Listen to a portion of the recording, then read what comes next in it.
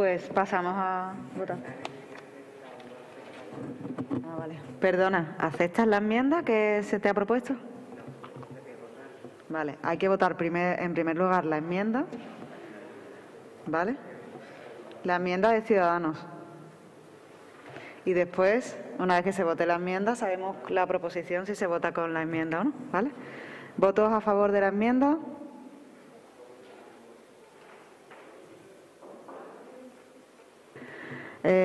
¿Votos en contra de la enmienda? Vale. ¿Abstenciones? Queda rechazada la enmienda. Votamos ahora la proposición. ¿Votos a favor de la proposición? Vale, unanimidad. Pasamos a la proposición número 17. Proposición del Grupo Mixto sobre Fórum Política Feminista. Tiene la palabra la señora González.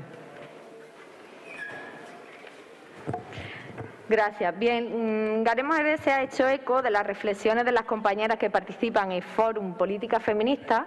Esto es una asociación feminista plural, nacida en 1985, en la que participan tanto personas a título individual como numerosísimas asociaciones de mujeres. Traemos esta proposición con la intención de dar voz a estas reflexiones y para poner en valor la necesidad de contar con la voz de las mujeres en la llamada reconstrucción del país.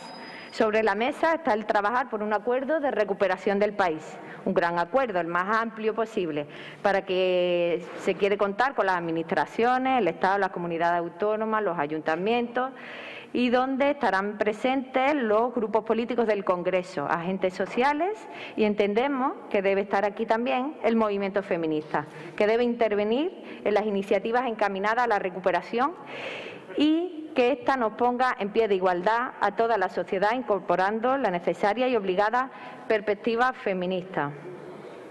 Perdón, Raúl, no se me escucha si estás tú hablando.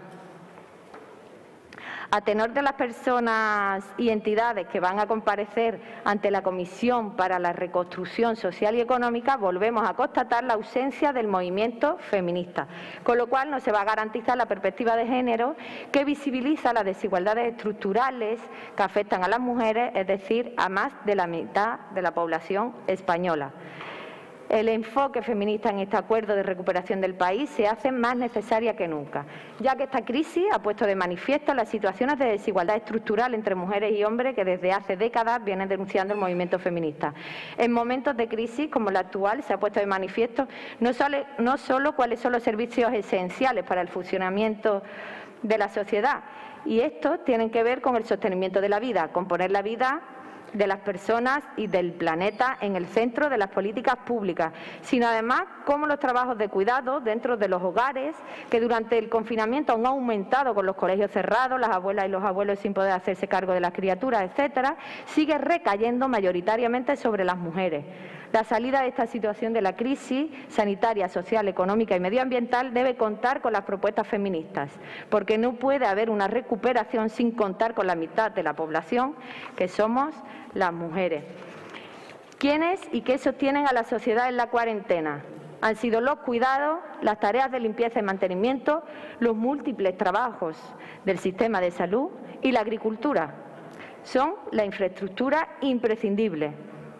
Es aquello de lo que no podemos prescindir para que la vida y la sociedad continúen. Pues estos trabajos han demostrado ser irreemplazables y esenciales y tienen una tasa de feminización que alcanza el 90% en algunos sectores como las residencias de personas mayores, la ayuda a domicilio, el comercio de alimentación, la salud, los servicios sociales. Trabajos que soportan la máxima precariedad y el abuso empresarial. Estas ocupaciones esenciales deben tener un tratamiento diferenciado en el orden laboral, con garantías de dignidad en las condiciones de empleo. De lo contrario, habremos pasado por esto sin aprender nada. Por eso, rescatamos solo algunas de las medidas que propone el Fórum Política Feminista, solo algunas, son bastantes más, simplemente por darle voz para que lleguen y, independientemente de que sean o no aprobadas luego en la mesa del Congreso, al menos que tengan voz. Instar al Gobierno de España, a los distintos grupos políticos representados en el Congreso de los Diputados, al Gobierno de la Junta de Andalucía y a los grupos parlamentarios presentes en el Parlamento andaluz a la toma en consideración de las distintas mesas de trabajo constituidas para la reconstrucción tras la emergencia sanitaria de las siguientes medidas para su estudio e inclusión. 1. Catalogar normativamente estos trabajos y profesiones como esenciales, otorgándoles seguridad jurídica en cuanto a unas condiciones mínimas, especial protección legal ante el fraude en la contratación o en las condiciones de abuso patronal, en especial sanción a patronales abusadoras. 2. La reducción general de la jornada del trabajo, trabajar menos horas, trabajar más personas. La conciliación laboral y familiar es una de las cuestiones que más se ha puesto de manifiesto en esta pandemia, que es necesario para todos y todas, para los hombres y para las mujeres, para las criaturas, para los abuelos y para las abuelas.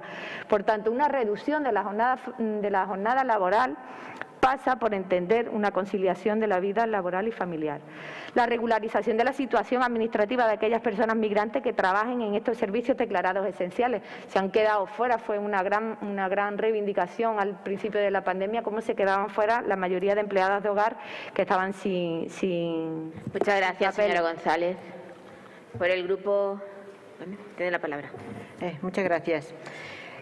Bueno, vamos a ver. El Grupo Municipal de Adelante Jerez comparte todos los puntos que plantea esta proposición.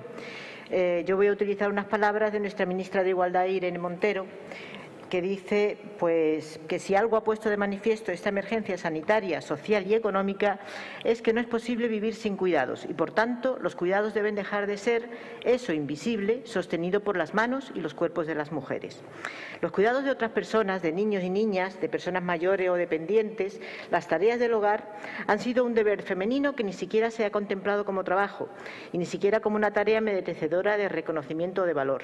Estas tareas, que cuando se han introducido en el mercado laboral, pues se ha hecho de forma precaria, feminizada, poco reconocida y mal pagada. Una sociedad democrática y económicamente eficiente no puede permitirse la improvisación, la falta de organización y la injusta distribución de tareas esenciales como son los cuidados. Debemos construir un robusto sistema público de cuidados que garantice que todos y todas, sin discriminación, recibimos los cuidados que necesitamos a lo largo de toda nuestra vida y que también podemos ejercer el derecho a cuidar en dignidad. Los cuidados forman parte de la base que hace posible nuestras vidas y sin esos cuidados, la sociedad colapsa. Los cuidados se realizan incluso cuando el país está paralizado y, por tanto, deben convertirse en un asunto público de primer orden. Todas estas son verdades del feminismo, que lleva décadas ocupándose de poner luz en la oscuridad de los cuidados y de aportar propuestas para que la sociedad deje de vivir de espaldas a los cuidados. Por ello, y como dice la señora González, la composición de la Comisión para la Reconstrucción Social y Económica es inadecuada. Sin la participación del movimiento feminista, sin las gafas moradas, los cimientos de esta sociedad patriarcal y capitalista seguirán sosteniendo las desigualdades estructurales que afectan a las mujeres, que somos más de la mitad de la población. Todavía estamos a tiempo. De esta crisis solo saldremos si entendemos que el diagnóstico, el análisis y las reivindicaciones feministas son básicas y parte esencial para la reconstrucción de España. Muchas gracias. Señora Monedero, por Ciudadanos. Señora Brazo. Muchas gracias. Bueno, nosotros adelantamos nuestro voto a favor, salvando alguna terminología con la que no podemos estar de acuerdo, pero en el fondo estamos totalmente de acuerdo. Lo que sí me gustaría que me dijera el tema de trabajar menos horas para trabajar más personas. ¿Habla de una reducción de jornada a nivel general? Vale, para que trabajemos, o sea, no que todo el mundo trabaje 40 horas o 35 horas, sino que trabajemos menos para trabajar todos. Es que ahí es donde no puedo llegar a comprender que para que trabajemos todos tengamos que trabajar menos. Deberíamos trabajar todos sin minora ninguna de una jornada. Deberíamos luchar todos porque en el mercado laboral entráramos todos a 35 horas. O sea, que nos dividimos los puestos de trabajo. Es que no sé si lo estoy entendiendo bien. O sea, yo trabajo la mitad para que trabaje otra persona a mí otra mitad, ¿no? Cobrando si trabajara 35 horas. O sea, yo trabajo, pero no que esté reprochando, es que lo quiero entender. Trabajo 17 horas, cobro 35 para que otra persona trabaje las otras 17 y cobre 35. Pero si ahora mismo es insoportable que trabajemos todos porque el sistema no lo soporta, entiendo que esto es una galimatía. Yo, de todas maneras, voy a aprobar porque soy mujer, porque creo que deben darnos el sitio ya de una vez por todas, con esta salvedad, ¿no? Con que no comparto con que para que trabajemos todos tenemos que trabajar menos. No lo comparto. Muchas gracias. Gracias, señora presidenta. Bueno, desde el Grupo Popular les avanzo y les traslado que nosotros vamos a votar a favor de esta propuesta porque para nosotros parte de dos realidades. La primera es que evidentemente se ha demostrado que hay trabajos esenciales, como son los trabajos sanitarios, los cuidados domésticos, también, y no se nos puede caer tampoco los anillos en decirnos, los fuerzas y cuerpos de seguridad del Estado y los militares, que también han hecho una buena labor durante esta pandemia, la agricultura, la ganadería, la pesca, el pequeño comercio. Hay muchos oficios y muchas profesiones que son esenciales y que se han demostrado esenciales y, por tanto, estamos de acuerdo en esa realidad. Y hay una segunda parte que para nosotros también es una realidad y es que el trabajo y el cuidado de hijos y de las personas mayores y el cuidado de las casas recae mayoritariamente, prácticamente, en lo que son en las mujeres. No es que deba ser así, pero es la realidad y, por tanto, evidentemente, partiendo de esa realidad, es lógico y es razonable que se plantee. Yo no sé si ustedes están, entiendo que sí, y si no, pues les emplazo, están ayudando a las personas a tramitar el ingreso mínimo vital. En el Partido Popular, en el Grupo Popular, en prácticamente una semana han llegado más de 300 personas para que le ayudemos y el 95% son mujeres. El 95% de las personas que vienen a intentar tramitar el ingreso mínimo vital son mujeres, con situaciones incluso en algunos casos dramáticas. Es decir, una persona con 50 y tantos años que está cuidando a su madre, que viven de la pensión de la madre, pero como están en la misma unidad de convivencia no tiene derecho al ingreso mínimo vital porque la pensión de la madre supera, pero me decía Antonio, es que no puedo trabajar, no puedo buscar trabajo, pero el día que fallezca mi madre, Dios no quiera que sea pronto, es que me quedo sin nada. Por lo tanto, esa situación existe y, por tanto, hay que protegerla y hay que ver que eso es una realidad que está ocurriendo. Nosotros estamos de acuerdo en prácticamente todo de lo que han dicho. Estamos de acuerdo en la protección jurídica y la redefinición de trabajos fundamentales, estamos de acuerdo en la ratificación de los convenios de la Organización Internacional del Trabajo, estamos de acuerdo en evitar el fraude de los falsos autónomos, estamos de acuerdo en reforzar la inspección de trabajo, estamos de acuerdo en incrementar las deducciones fiscales para quien contrate correctamente a personas en sus casas. Ya existe una bonificación, pero estamos dispuestos a que eso se incremente para que se haga legalmente. Estamos de acuerdo incluso a la regularización de la residencia de personas que vengan de fuera para este tipo de trabajo. En la época de José María Aznar fueron más de 5 millones de personas las que vinieron a España trabajando con sus contratos de trabajo y fueron bienvenidas, y estamos de acuerdo incluso en el refuerzo del empleo público. Hay cosas que no estamos de acuerdo y otras que nos gustaría que nos explicara. No estamos de acuerdo, y ahí compartimos con Ciudadanos, la precarización del empleo. Creemos que la disminución de las horas es una precarización y le emplazamos, si usted tiene a bien, a modificarlo por una propuesta que sería asegurar una jornada laboral adecuada y con una remuneración justa, siempre con el objetivo de que puedan trabajar el mayor número de personas. Eso, en cierta manera, cumple un poco los objetivos de que puedan trabajar cada vez más, pero no vamos nosotros a precarizar. Señora Saldaña. Señora González. Me toca. Señora Ramos. Bien, primero al Grupo Municipal le agradezco que traiga esta propuesta porque creo que en tiempo de reconstrucción es importante incluir la mirada feminista, que como ya se ha mencionado antes, la precariedad suele tener un rostro y mayoritariamente el rostro es femenino. Lo vemos no solamente en la tramitación del ingreso mínimo vital, sino en las puertas de Cáritas, de Cruz Roja, del dispositivo Kiko Narváez, ¿no? Que mayoritariamente pues son las mujeres las que no solamente asumen el cuidado, sino también la responsabilidad de sacar adelante, de empujar a la familia, ya sea que tenga ascendientes a su cargo como descendientes, ¿no? Y creo que ahí también es un reto como sociedad que queremos ser inclusiva, que tenemos que seguir trabajando en la formación, en la educación, en la sensibilización, para que las tareas y las responsabilidades sean verdaderamente igualitarias, ¿no? Yo me alegro y celebro que el tono al hablar en esta materia está siendo de mucho respeto y en donde creo que se está evitando caer en la criminalización del movimiento feminista que lamentablemente pues en otros espacios y a través de los medios de comunicación lo hemos visto y ha sido verdaderamente penoso y de vergüenza, ¿no? Creo que no se trata ya de una lucha sino de en contra, sino de una lucha a favor de, ¿no?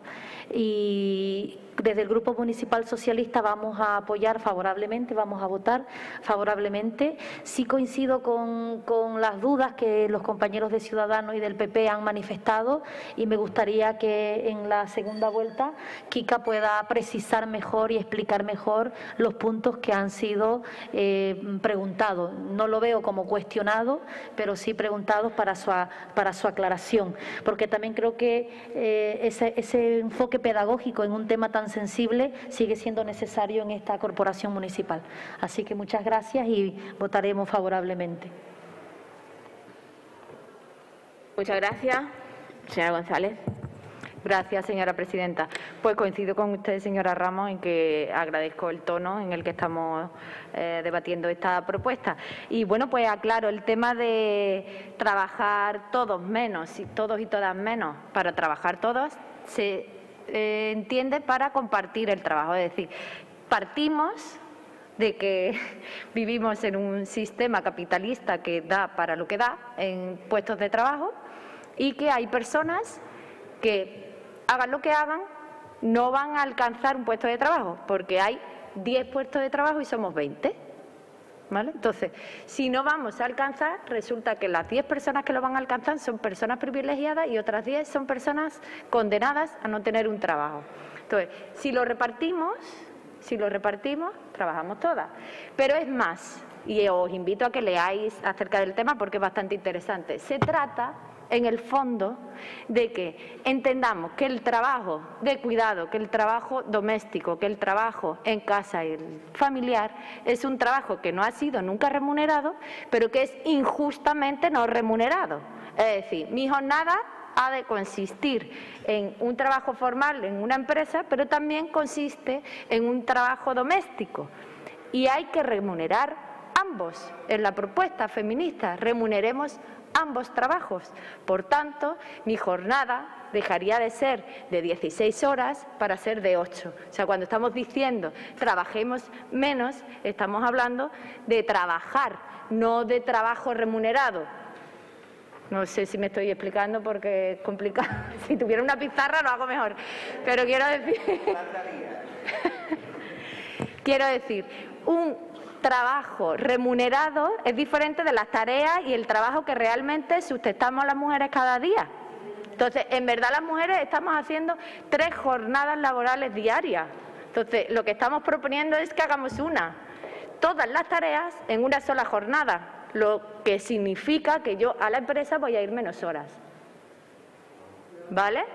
Entonces, de verdad os invito a que leáis, hay un montón de posturas en esto. Bueno, la postura feminista es esta, mayoritariamente, pero para entender esta postura, pues hay un montón de documentación a leer muy interesante. Quería destacar, bueno, hay un montón de medidas que todas me parecen interesantes, pero me quiero parar en la ratificación del convenio convenio 189 de la OIT, referido a la protección del trabajo en el hogar, porque es que me parece completamente indecente que este país todavía no haya ratificado ese convenio, que se trata de que el trabajo en el hogar sea un régimen de la seguridad social normal y corriente como todos los trabajadores de este país, que es que me parece muy fuerte que un trabajo especialmente feminizado. Muchas gracias, señora González. Señora Monedero. Muchas gracias. Bueno, como ha habido intervenciones, voy a comentar algunas. Para el PP, pues simplemente esperar que la experiencia en el asesoramiento con el IMV pues les haga más sensibles ante las reclamaciones y reivindicaciones del movimiento feminista, ¿vale? Para Ciudadanos, pues lo mismo, pero también, ahora que están en el Gobierno andaluz, que eso de repartir el trabajo es que es imprescindible, porque, como ha dicho la señora González, los empresarios no van a ofrecer trabajo a todas las personas. Los empresarios van a reducir empleos al máximo, aunque tengan después que explotarlos, o bien van a reducir los salarios. Así estamos. O no van a hacer contratos.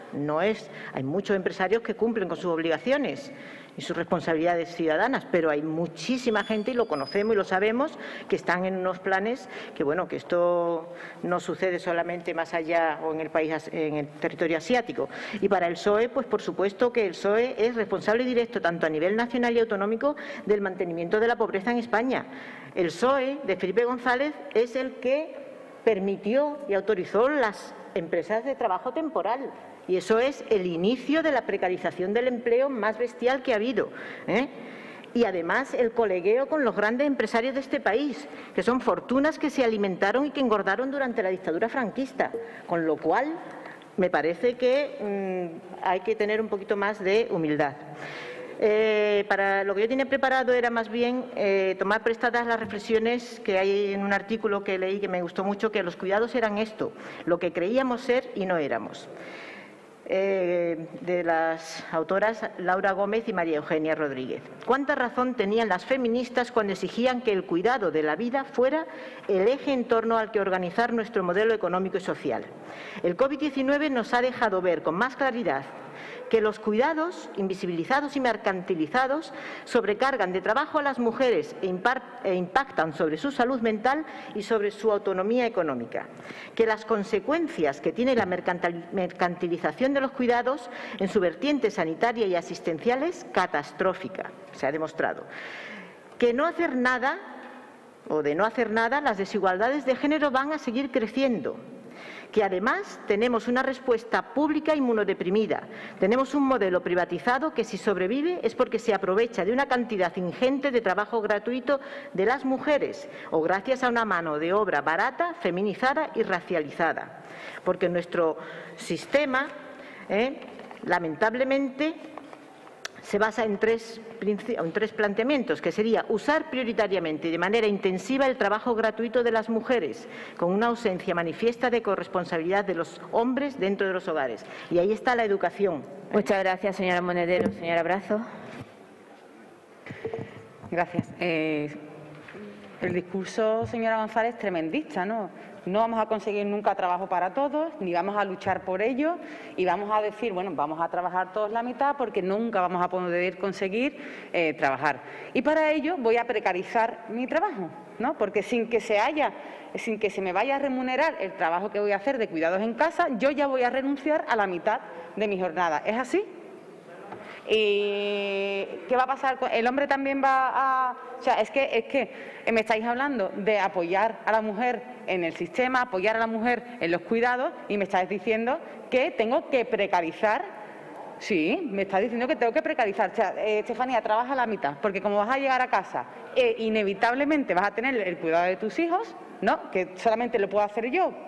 Solamente lo puedo hacer yo, el cuidado. O sea, tú me estás diciendo que yo voy a trabajar la mitad porque yo inevitablemente cuando llegue a casa tengo la segunda jornada. O sea, creo que debemos ir todas a una, y creo que por lo que debemos luchar es que porque todas tengamos un trabajo y una remuneración digna. Pero eso no significa que tengamos que obviar, o sea, tengamos que partir por la mitad el salario y los contratos laborales que ahora mismo existen. Lo que tenemos que ir es a mejorar las condiciones que tenemos, ¿vale? Y porque os voy a decir una cosa, es que de verdad que por más que lo intento entender, no me entra en la cabeza.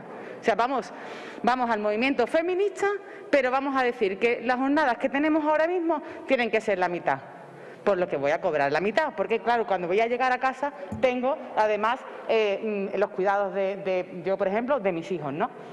vamos a ir todas a una y creo que esto es flaco favor. Estoy de acuerdo en todos los puntos, menos en este que realmente no lo llego a comprender. Creo que debería decir que vamos a ir todos a una jornada y una remuneración decente, porque hemos estado hablando antes de la renta mínima, estamos hablando del ingreso mínimo vital, pero vamos a limitar las jornadas laborales a nivel nacional. Es que creo que es una galimatía, sinceramente. Muchas gracias, señor Saldaña. Gracias, señora presidenta.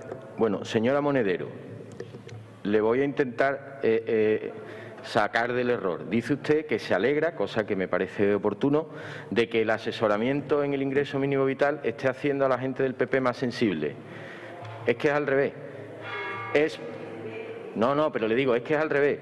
Es que como somos sensibles y tenemos ganas de ayudar a nuestra gente, es por lo que estamos ayudando.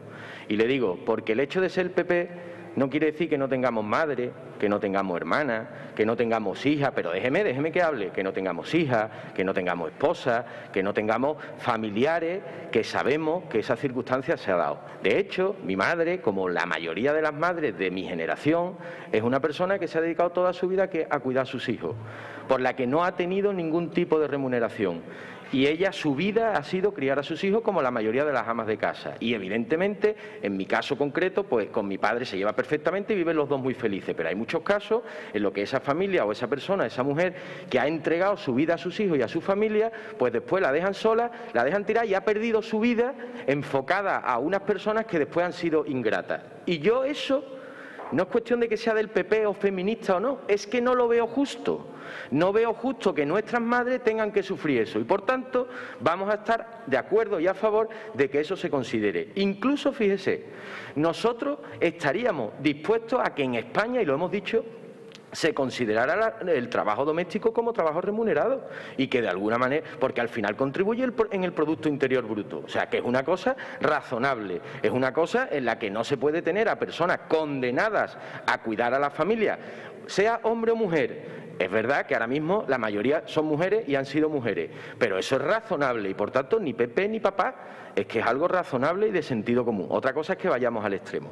Sí es verdad, y tal como lo comentaba nuestra compañera de Ciudadanos, que tal como está redactado, yo le puedo entender. Yo entiendo que lo que usted dice es que la parte de la jornada de trabajo doméstico se considere como parte de la jornada laboral, ¿vale? Por lo tanto, le emplazo a que sea una enmienda que sea, en la línea de lo que le he dicho, asegurar una jornada laboral adecuada y con una remuneración justa, siempre con el objetivo de que puedan trabajar el mayor número de personas, y le añadiría, y que se pueda considerar el trabajo doméstico como parte de la jornada laboral. Lo digo para que más o menos se quede una cosa razonable.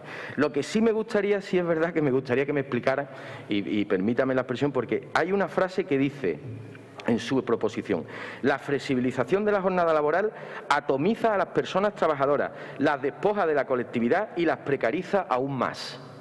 ¿Eso no está en contraposición con la conciliación? Simplemente dejo ahí la duda. Por lo demás, nosotros estamos completamente de acuerdo. Sí, nos gustaría que usted aceptara esa enmienda in voce para mejorar la redacción del punto 2. Muchas gracias.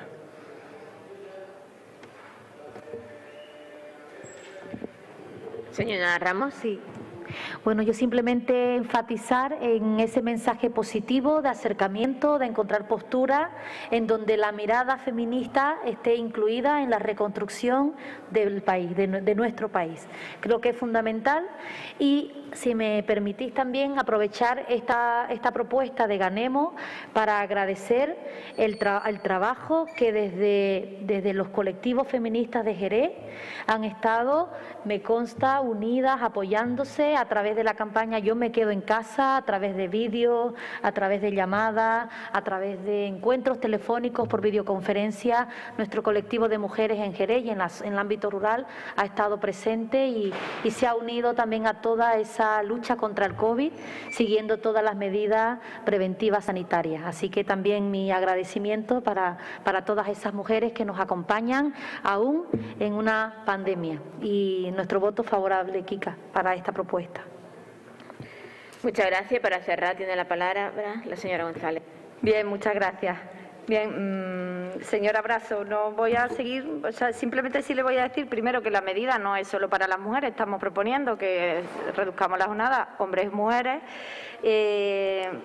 Cobrar menos de la empresa no significa precarizar. Si estás cobrando en función de tus horas, lo que vas a tener en todo caso un salario que va a corresponder a otros conceptos. En fin, es una cosa que le invito de verdad a leerla y para poder entenderla mejor, independientemente de que la compartamos o no, ¿vale?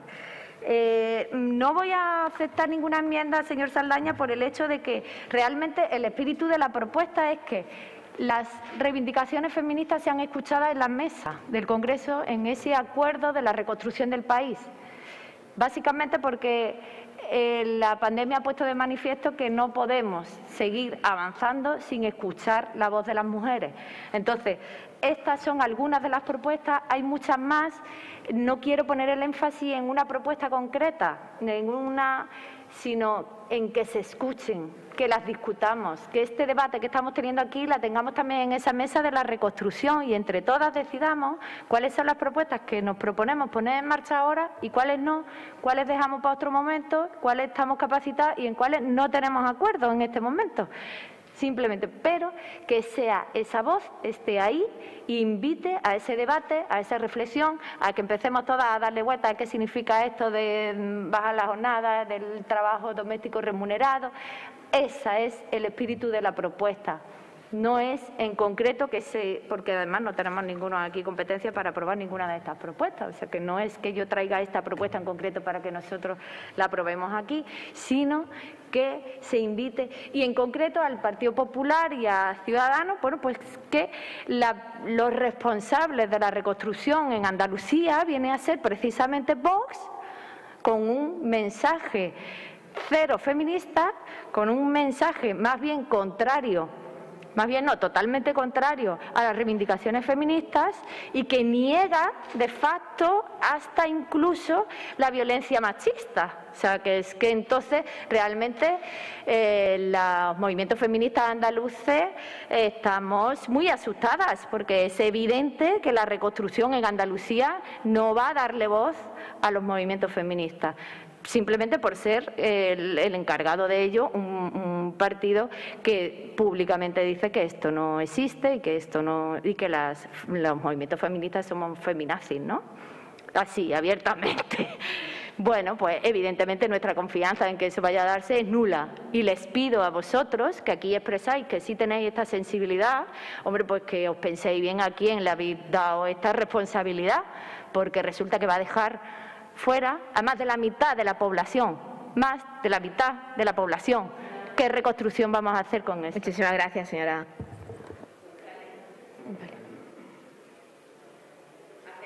¿Enmienda la propuesta al punto 2? No, vale. ¿Pasamos a votación de la misma?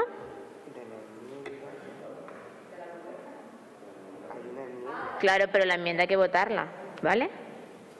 Venga, pues voto a favor de la propuesta, de la enmienda. ¿En contra? Queda rechazada, votamos la propuesta. ¿Abstención? Voto a favor de la proposición.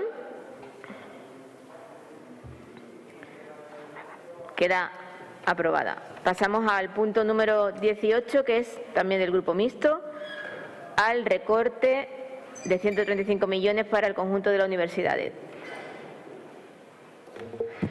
Gracias, señora presidenta. Bien, desde Ganemos Jerez lamentamos el tremendo impacto que tendrá sobre la Universidad de Cádiz el recorte de 135 millones de euros previsto por la Junta de Andalucía para el conjunto de universidades durante la presente anualidad. Una decisión comunicada a los rectores y a las rectoras de las universidades públicas de Andalucía por el consejero de Economía, Conocimiento, Empresas y Universidades, Rogelio Velasco.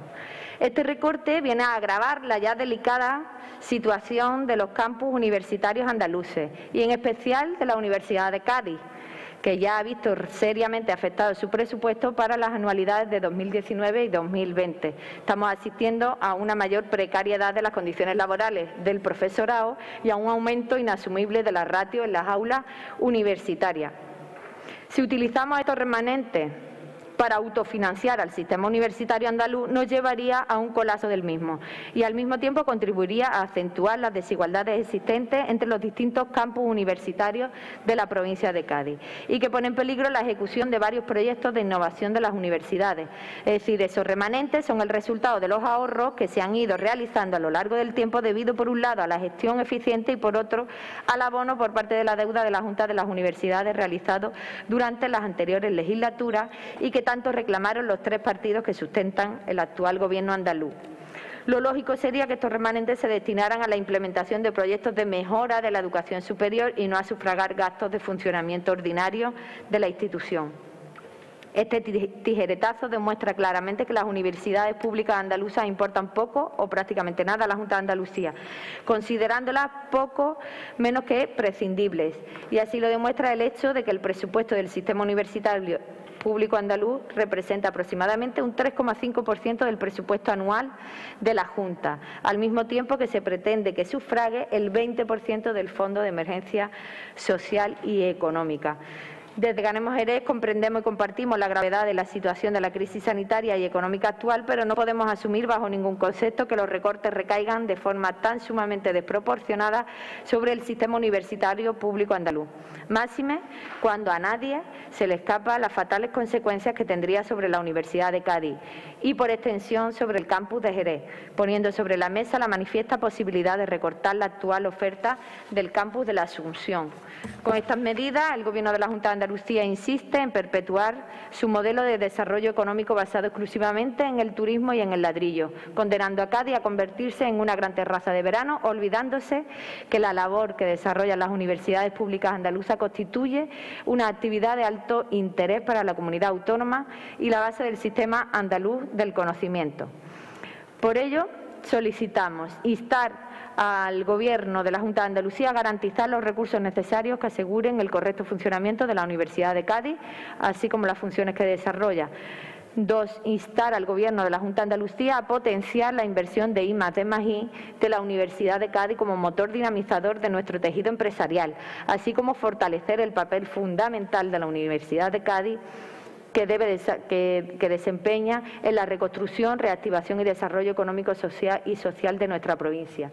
Y 3. Comunicar los anteriores acuerdos al Rectorado de la Universidad de Cádiz, al Consejo Andaluz de Universidades y al Foro de Consejos Sociales de las Universidades Públicas de Andalucía.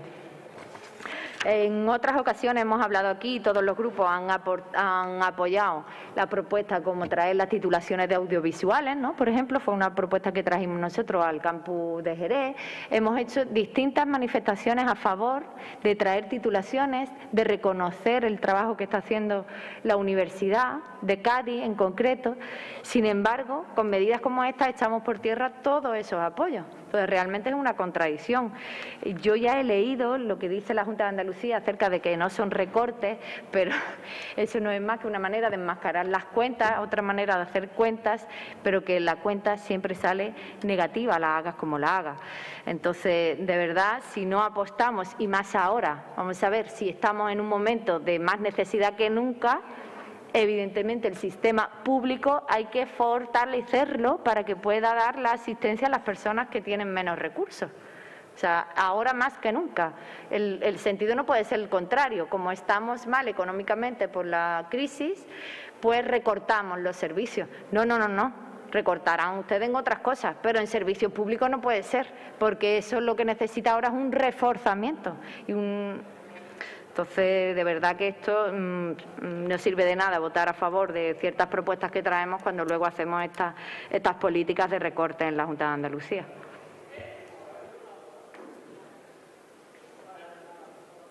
Gracias. Señor Cardiel, ¿no? ¿Ciudadanos? Señor Méndez. Muchas gracias, señora presidenta. Decirle a la señora González que nuestro grupo municipal no tiene otra cosa que votarla a favor. La tiene que votar a favor porque el votarlo en contra es una sin razón, porque vamos a votar los acuerdos y los acuerdos no tienen nada que ver con la exposición de motivos. Nosotros con la exposición de motivos, ya lo he adelantado, usted sabe cuál es la contestación, estamos en contra porque no es verdad.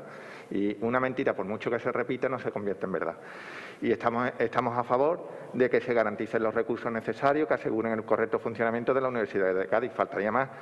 Y instamos al Gobierno que se potencie la inversión en I+D+I de la Universidad de Cádiz como motor dinamizador de nuestro tejido empresarial. Faltaría más. Pero como ha dicho también, es que me viene al pelo el señor Cabello, estamos en una situación excepcional que necesita y requiere medidas excepcionales. El Gobierno de la Junta de Andalucía ha tenido que crear un fondo de 700 millones de fondos sociales extraordinarios y todos han tenido que hacer un esfuerzo. La que era antes la consejera de Hacienda de la Junta de Andalucía, la señora Montero, decía que a la Junta de Andalucía le faltaba una financiación de 4.000 millones de euros. Y ahora cuando es ministra de Hacienda, con el Gobierno de Sánchez ya no lo reclama. A nosotros nos hacen falta fondos. Pero es que además hay que tirar, porque nosotros tenemos los mismos objetivos de déficit, pues hay que tirar por del inmovilizado. Y se tiene que tirar ¿de dónde? De los remanentes. Les recuerdo, y le digo aquí, que gracias a una propuesta de Ciudadanos en la provincia de Cádiz, en la Mancomunidad, pues los municipios de la Mancomunidad van a ver cómo se destinan 1,8 millones de euros a los diferentes ayuntamientos mancomunados, de los cuales, por ejemplo, Jerez va a estar. Jerez no puede acceder a 260.000 euros porque debe dinero, pero, por ejemplo, se le va a aumentar el techo de gastos. Pues mira, ¿de dónde van a tirar? De los remanentes. Yo le puedo decir, por mi experiencia profesional, que trabajo en una mutua de accidentes de trabajo, que en tiempo de Zapatero, pues las reservas de accidentes de trabajo de las mutuas de accidentes de trabajo, que eran millonarias, pues tuvo que tirar el Gobierno de España para destinarlo a bonos soberanos. ¿Por qué? Porque tenía que garantizar la deuda pública. En la segunda vuelta, porque creo que no me va a dar tiempo, le explicaré que ese supuesto recorte de 135 millones de euros no solamente no se recorta, sino que se aumenta en inversión, se aumenta en 135 millones, más 40 que tenía, y se hace una cosa que es de justicia, que es pagar una deuda anterior que no había generado el Gobierno de la Junta de Andalucía, el Gobierno de cambio en el que está Ciudadanos. Muchas gracias. Muchas gracias, señor Saldaña. Gracias, señora presidenta. Bueno, yo quiero pensar, señora González, que usted ha cogido esto y realmente, si se le explicara bien exactamente lo que es, seguramente no pensaría exactamente lo mismo. Me uno o nos unimos en este caso a lo que decía el portavoz de Ciudadanos, en que usted presenta 2 acuerdos o 3 acuerdos que son impecables y que nosotros le vamos a votar a favor. Que la Universidad de Cádiz tenga los recursos necesarios para funcionar correctamente. Estamos de acuerdo y le vamos a votar a favor. Potenciar la inversión I+D+I en la Universidad de Cádiz como base de la reactivación y el desarrollo económico de nuestra provincia, también estamos de acuerdo. Nos gustaría preocuparnos un poquito más por Jerez, pero estamos de acuerdo y le vamos a votar. Y después dar traslado también. Pero tenemos que intentar explicar que lo que usted dice del recorte de los 135 millones de euros no es cierto. Y permítame que yo se lo intente explicar. Mire, primer punto. Como consecuencia del coronavirus, se ha aprobado en Andalucía un plan extraordinario de lucha contra el COVID de 700 millones de euros para contratar a más personal sanitario, para mejorar las medidas de seguridad sanitaria o, por ejemplo, para poner en marcha planes de empleo. Sería una contradicción no votar a favor de eso o no estar de acuerdo. Por lo tanto, creo que todo el mundo estamos de acuerdo en que eso es bueno. Efectivamente, para dotar esos 700 millones de euros, la Junta de Andalucía tiene que coger remanentes de presupuesto de aquellos sitios donde están inmovilizados. No le está quitando tesorería. Lo que está diciendo es que con los remanentes de tesorería que ustedes tienen, que son los ahorros, déjenme, en vez de aplicarlo en el presupuesto, déjenme que yo los coja ahora para poder aplicarlo en este fondo, que ustedes no lo incorporan en su totalidad. Por cierto, lo que ustedes están pidiendo para los ayuntamientos, exactamente lo mismo.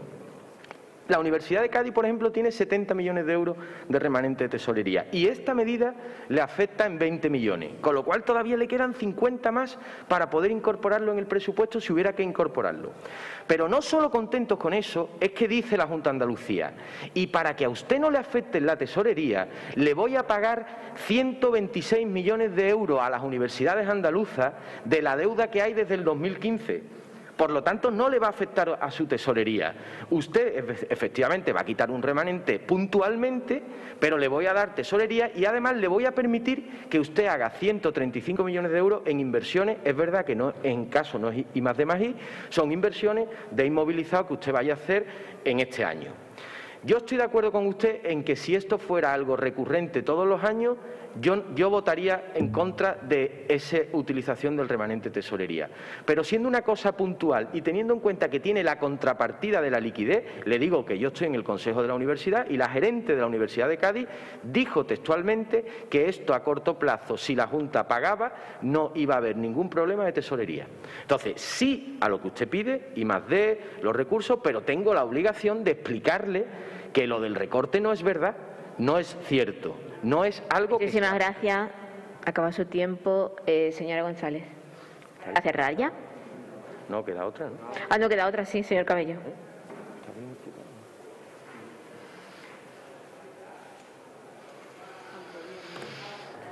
Ah, perdón. Gracias, señora presidenta. Bien, como no podía ser de otro modo, adelanto ya el voto favorable de mi grupo a esta proposición de grupo mixto. Y además quería agradecer que la propia exposición, ¿no?, de los motivos se aclare, ya que estamos hablando de aclaraciones, que fueron otros gobiernos. La Junta de Andalucía estaba gobernada por el Partido Socialista cuando se empieza a pagar una deuda de 900 millones que había en 2013 y que en finales de 2018 esa deuda se quedó en 200. Ahora es otro gobierno el que dice que va a terminar de pagar, que en 124 millones me ha parecido, ¿no? Pero me gustaría decir una cosa. Esto se puede vestir como ustedes quieran, pero esto es quitarle los ahorros a uno. A mí por lo menos me lo parece. Yo creo que un poco la proposición lo que está diciendo es eso. Aquí se están llevando los ahorros, no es una cuestión que no vaya a afectar a corto plazo. Porque si así fuera, no tendríamos declaraciones como la del rector de la UCA diciendo que toda la universidad se rebela contra el recorte, y no de la UCA, sino de las distintas universidades de Andalucía denunciando ese recorte. Sindicatos, Comisión Obrera, UGT, también convocando protestas sobre los recortes de la universidad. Se nos llevan los ahorros de la universidad, ahorros que los que se contaban seguramente pues para inversiones. No sabemos, incluso inversiones en el campus de Jerez, en los distintos campos de la UCA. Pero es que además hay una cuestión que, bueno, el señor Méndez dice que yo he justificado. Bueno, todo no se justifica, todo no. Vamos, todo no. ¿Por qué? Porque hay razones en las cuales, y la proposición así lo dice, si se trata de invertir, como antes incluso hablábamos de la formación profesional, ¿no? Pues ahora se trata de invertir en inversión en I+D+I.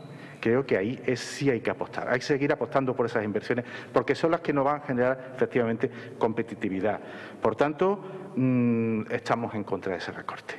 Y así nos vamos a manifestar. Y en una situación como la que estamos ahora mismo, entendemos que toda inversión en la universidad, que es la base de la ciencia, eso es básico para después posteriores desarrollos. Por lo tanto, este es un recorte que va a mermar esa capacidad de innovación que tiene la economía española en base a sus universidades. Gracias. Muchas gracias. Señora González, para cerrar.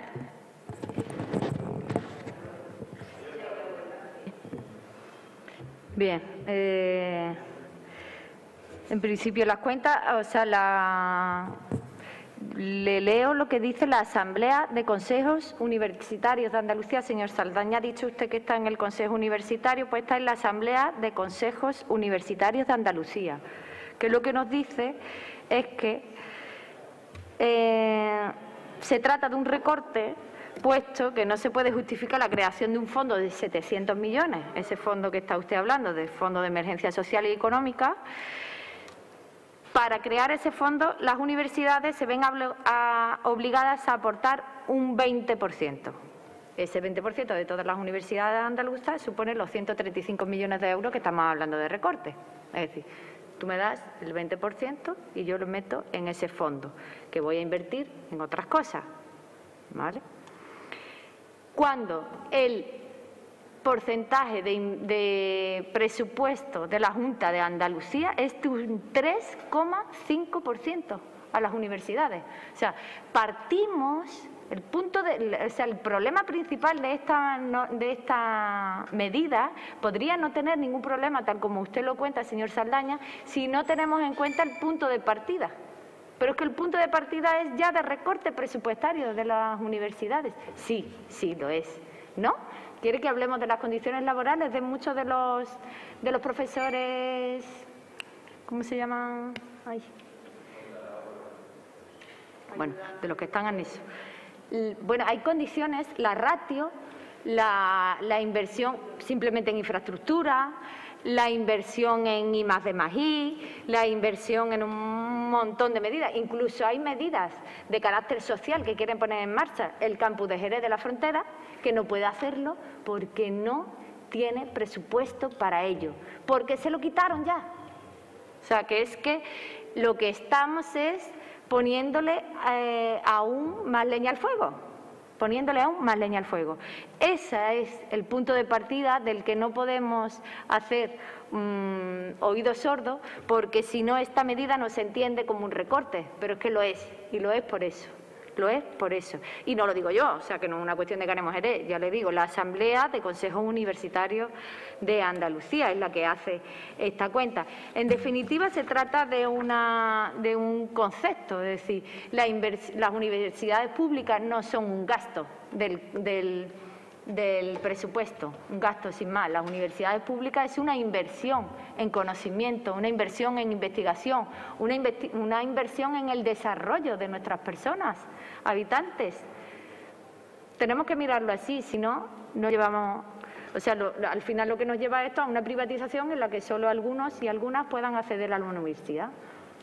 Lo estamos poniendo en alfombra roja. Muchas gracias. Señor Ruiz Verdejo. Sí, a mí me gustaría presentarle a gente que yo conozco, investigadores a los que ya les han dicho que no van a continuar el año que viene, como consecuencia de esos recortes. 135 millones de euros de recortes en la universidad pública. Pero como ha dicho el señor Cabello, no es que lo digamos nosotros. Los 10 rectores, los sindicatos, la gente de la universidad se ha levantado contra este recorte que practica la Junta de Andalucía, porque es una cuestión ideológica. Ustedes le recortan a las universidades mientras bonifican impuestos a las tragaperras, mientras rebajan impuestos a las grandes fortunas, mientras perdonan 400 millones de euros a la COPE, 400 millones de euros a la COPE, o mientras sacan ayudas para fomentar la tauromaquia. Mientras hacen todo eso, ustedes dicen que no hay dinero y recortan 135 millones de euros a la universidad pública. No han aprendido nada. Ustedes no han aprendido, de todo esto que nos ha caído, no han aprendido nada. Si algo ha puesto de manifiesto esta pandemia, es que teníamos que haber apostado desde el minuto cero por una sanidad pública fuerte y por una investigación fuerte. Y teníamos que haber cuidado nuestra sanidad, teníamos que haber cuidado nuestras universidades, y lo primero que hacen ustedes es recortar por ahí, que no se han enterado de nada. Aparte, que no viene al caso, pero del decretazo para apostar de nuevo por la cultura del pelotazo urbanístico, etcétera, etcétera, que es reincidir en los mismos errores que hemos cometido. Pero por eso les digo que es una cuestión ideológica. Si ustedes tienen necesidad de recortar, ¿no han encontrado otro sitio donde recortar ese dinero que es la universidad pública? ¿En serio? ¿No han encontrado otro sitio? En la universidad. 135 millones de euros. Repito, se bonifican impuestos a las máquinas tragaperras, mientras se recorta la universidad. Se perdonan 400 millones de euros a la COPE. Se rebajan impuestos a las grandes fortunas. Es una cuestión ideológica, ni más ni menos. El voto de Adelante Jerez, evidentemente, va a ser favorable a la propuesta. Pero, hombre, no nos vendan la moto de que es que, hombre, había que recortar y lo hemos cogido de aquí. Que había 20 sitios de donde cogerlo antes. Créanme que había 20 sitios de donde haberlo cogido antes. Gracias. Muchas gracias. Ciudadanos, señor. Muchas gracias, señora presidenta. Bueno, ya la han explicado por aquí y no voy a ser recurrente, se me han adelantado por la derecha, ¿vale? Y la verdad que no. Bueno, nosotros somos de centro y estamos demostrando que somos útiles. Yo no esperaba menos de usted, señor Ruiz Verdejo, que utilizara este motivo para echar un mitin político. ¿Puedo hablar? No, hablo no. Por lo menos que no me interrumpa. Echar su mitin político, decir la jerga, decir lo que tiene que decir. Yo le puedo decir que si Andalucía tuviese los 4.000 millones que le deben, la devolución del IVA, hemos votado aquí que nos devuelvan de los fondos de formación, pues no tendría que detraer un dinero pues de esas partidas. Pero es que además no se dice la verdad, no se dice la verdad. ¿Por qué? Porque hay una cantidad que está inmovilizada ahí. Si fuera algo recurrente, yo también votaría en contra, porque yo he estudiado en la universidad pública y he estudiado en la misma universidad que la señora González, que es la Universidad de Sevilla, que está en las Caracolas, ¿no? Y yo estoy en eso. Después, yo le quisiera dar, porque las noticias van muy rápido y la actualidad manda. Pero mira, hoy nos hemos levantado con que la Junta de Andalucía ha invertido en I+D+I, porque ha invertido 16,3 millones para el acelerador de electrones de Granada.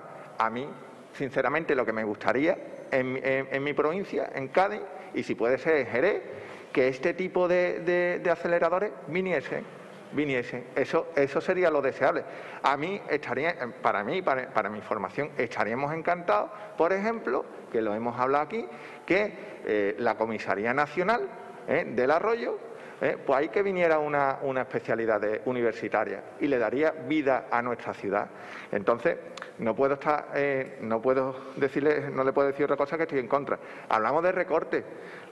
Mira, en 2013 se rebajó la financiación de las universidades andaluzas en 9,7%, que supuso 166 millones menos. Y en el 2014 un 3,5%. En total, 216 millones. ¿Vale? Entonces, deciros eso, aclararlo, hay medidas excepcionales, situaciones excepcionales que requieren medidas excepcionales. Y esta es la menos gravosa. ¿Por qué? Porque al final no es un recorte, se pongan como se pongan. Muchas gracias.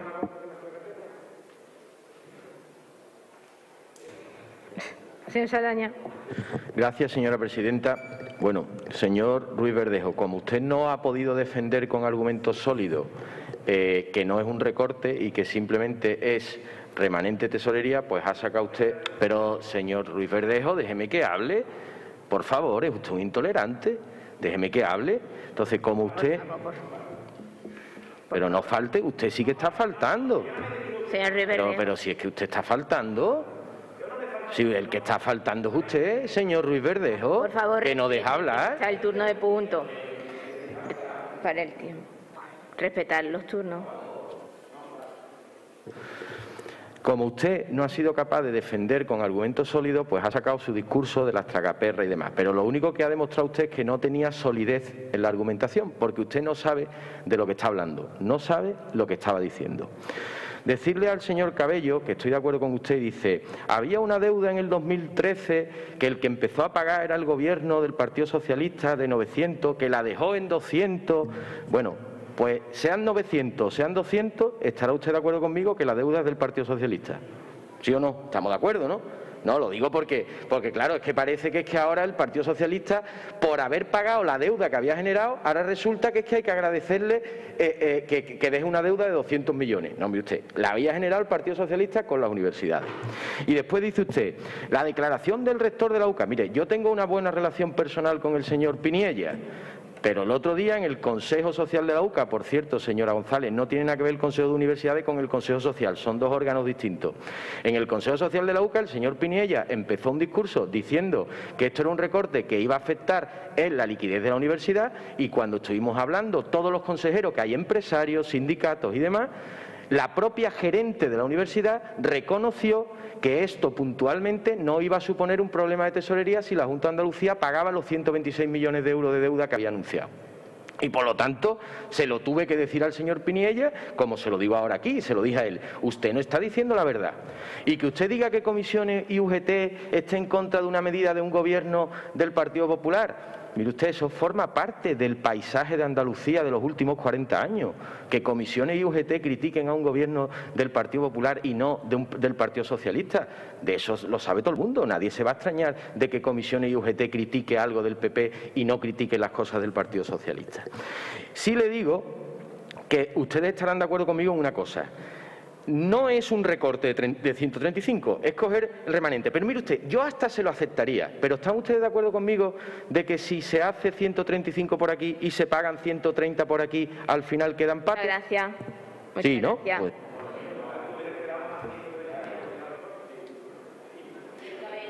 Señor Cabello. Gracias, señora presidenta. Vuelvo a repetir, o sea, que el cuadrito antes. Estamos hablando de una movilización de 24.532 millones del Fondo COVID que el Gobierno de España manda hacia las comunidades autónomas, 16.000 millones en fondos no reembolsables, 7.907, lo voy a repetir, hombre, en incrementos de recursos del sistema de financiación autonómica, 300 fondos sociales extraordinarios, 300 ayuda urgente, Ministerio de Sanidad y 25 becas comedor. Mire usted. Con estos recortes, lo que se puede lograr es que, por ejemplo,